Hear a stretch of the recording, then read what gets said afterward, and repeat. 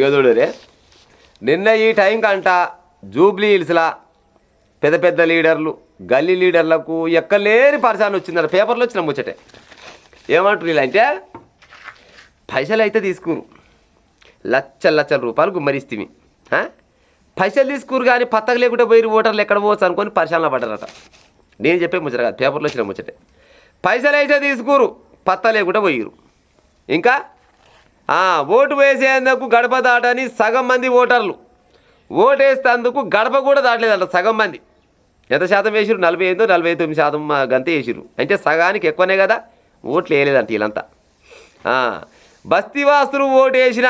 బస్తీవాసులు ఓటేసినా కానీ దిగిరాని అపార్ట్మెంట్ వాళ్ళంట. జర్రంత ఉంటారు కదా సాని గుంటోళ్ళు, అడుగు తీసి అడుగు పెట్టలోళ్ళు. గీళ్ళు మాత్రం ఓటేస్తేందుకు పైకి వెళ్ళి కిందికి దిగలేదంట. ఇక నేనేమన్నా పైసలు పంచిన ఆయన ఏం చేస్తాడు లీడరు? నీ చేతికి 2 లక్షలు ఇచ్చిన, ఓలోళ్ళు పంచినవరా, పలానా పంచిన, పోయి వాళ్ళ ఇంటికాడికి పోయి విక్కరాపో. వాళ్ళ ఇంటికాడికి పోయి ఇక పిలుస్తూ ఉన్నట.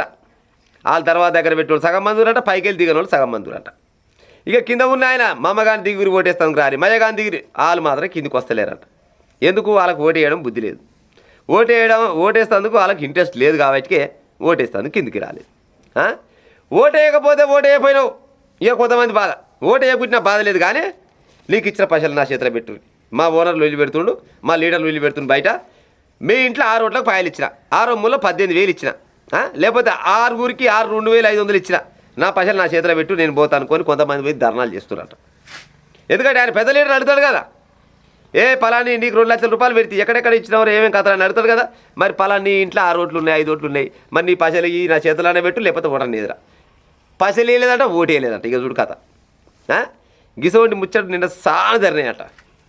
అయితే ఆ పార్టీల ఇన్ఛార్జీలు, బూత్ ఇన్ఛార్జీలు ఉంటారంటగా, ఇక వాళ్ళు మొత్తం పరిశాన పడి మమ్మగాని మా పైసలు మాకు చేతిలో పెడతారా? ఒకసారి వాళ్ళ చేతిలో పోయినాక మళ్ళీ పెడతారా? పెట్టరు. చదువు రానోళ్ళు కూడా ఓట్లు వేసిరు.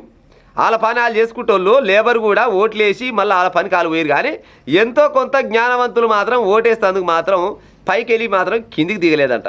ఇక చూడరు మరి గిసొంటోళ్ళకు ఓటకు ఎందుకు? ఓటకు ఎందుకు ఇలా కొట్టేసుకుంటామా? ఓటు అంటే ఎందుకు అసలుకు? ఓటు అంటే అభిప్రాయం. ఓటు మీనింగ్ ఏంటంటే అభిప్రాయం. మీ అభిప్రాయాన్ని 4 గోడల మధ్యలో ఆడ కూడా చిన్నపాటి పరద కడతారు. ఆ పరద దగ్గరకు పోతే పక్క పొంటి ఇంకో మనిషి ఉండకూడదు. నీ అభిప్రాయాన్ని నీకు నచ్చిన వాళ్ళకు, అది కాంగ్రెసా, బీజేపీ, బీఆర్ఎసా, కమ్యూనిస్టా, లేకపోతే ఇండిపెండెంటా, వీళ్ళందరూ నచ్చకుంటే నోట ఏదో ఒకదానికి నీ అభిప్రాయాన్ని చెప్పి రావాలి. నీ అభిప్రాయం చెప్తందుకు కూడా నీకు భయం అయ్యో లేకపోతే బాధ్యత లేకుండా ఇంట్లో ఉంటే ఎట్ట పాడైతే చెప్పురి, కొట్టేసుకోరి బరాబరుగా. నిన్న జూబ్లీ హిల్స్లో ఓటేయని వాళ్ళు, అందుబాటులో ఉండి ఓటేయని వాళ్ళు, సరే బయట దేశం పోయిన వాళ్ళు, లేకపోతే హాస్పిటల్లో ఉన్నోళ్ళు, లేకపోతే చేతగాని వాళ్ళు గాలేయలేదంటే అదో లెక్క. అన్నందాల శరీరం సహకరించి ఓటు వేయని వాళ్ళు వాళ్ళని ఉంటే మీరు ఓటు కొట్టేసుకోరు. విన్నారా? సరే వాళ్ళు పాయలు ఇచ్చిరు, వాళ్ళని ముంచిరు, అదొక భాగం, అది మీ ఇష్టం, వాళ్ళ ఇష్టం. కానీ ఓటు వేయాలి కదా. ఓటు వాళ్ళకి ఏ బుద్ధి కాకుంటే కనీసం నోటకన్నా వేసి రావాలి కదా. మీ అభిప్రాయాన్ని చెప్పి రావాలి కదా. మీ అభిప్రాయం చెప్పకుండా ఉంటే ఎట్ట పాడైతే చెప్పురిగా. గింత అన్యాయం ఉంటుందా? ఇంకొక మొత్తం వారికి 2 ఉంటాయి ఓట్లు. ఒకటి ఊళ్ళో ఉంటుంది, ఒకటి పట్టణంలో ఉంటుంది. చాలా మంది ఊళ్ళోకి వెళ్ళి పట్టణంలో బత్తలు చాలా మంది ఉంటారు కదా. ఆయనకు ఊరిలో ఉంటుంది, పట్టణంలో ఉంటుంది. మరి గసంటోళ్ళు వేసినా కానీ ఎంతో కొంత శాతం పెరుగుతుంది కదా. పోయినసారి కంటే ఈసారి 1% పెరిగిందట. 1% పెరిగిందంటే మొత్తం కలిస్తే 50% కాకపోయా. 50% ఓట్లు వేయలేదంటే అంటే 2 లక్షల మంది కంటే తక్కువనే ఓట్లు వేసారు. మొత్తం 4 లక్షల చిల్లర ఓట్లు ఉంటే 2 లక్షల కంటే తక్కువ మందే ఓట్లు వేస్తే ఇంకా మరి ఎట్లా పాడవుతుంది చెప్పురిగా? ఎట్లా పాడవుతుంది? ఇక ఇంకో ఆయన ఏమి ఇచ్చినంటే ఆఫీసులకు సెలవు లేకపోవడంతో కూడా కొంత ఓటు శాతం తగ్గిందేమో అంటున్నారు. ఇంకో పెట్టగల బుద్ధి ఉంటేనంట, ఏ బంతిలున్నా ఒక గంట ఇట్టడదట. పెట్టగల బుద్ధి ఉంటే వీళ్ళకు ఓటేయాలనే ఆలోచన ఉంటే వీళ్ళు పొద్దుగాల 7 గంటలకైనా పోయి వేసేస్తా కాదా? వాళ్ళకి వేయాలనే ఆలోచన లేదు. ఇప్పుడు ఆఫీసులకు సెలవు లేదని అంటే ఆఫీస్ అంటే ఏంది? ఎంతో కొంత చదువుకున్నోళ్ళే కదా. మరి గాలకి ఏం కావచ్చు? మరి గాల జ్ఞానం ఏం కావచ్చు? వాళ్ళు జ్ఞానస్తులే కదా. మరి ఓటు వేయాలనే ఆలోచన ఉండాలి కదా. వేయపోయి లేదు, పర్మిషన్ పెట్టుకొని కూడా ఓటు వేయచ్చు కదా. లంచ్ టైంకు గంట సేపు ముందుగానో వెనకనో పోయి ఓటు వేయచ్చు కదా. వాళ్ళకి వేయాలన్న ఆలోచన లేదు. ఎందుకంటే ఏమవుతుందిలే ఓటు వేయకుట్టే. మీరంతా కరెక్ట్గా ఓటేస్తే ఆయమన్నాడు వాళ్ళని గెలిచే ఛాన్స్ అని ఉండి పాడైపోను.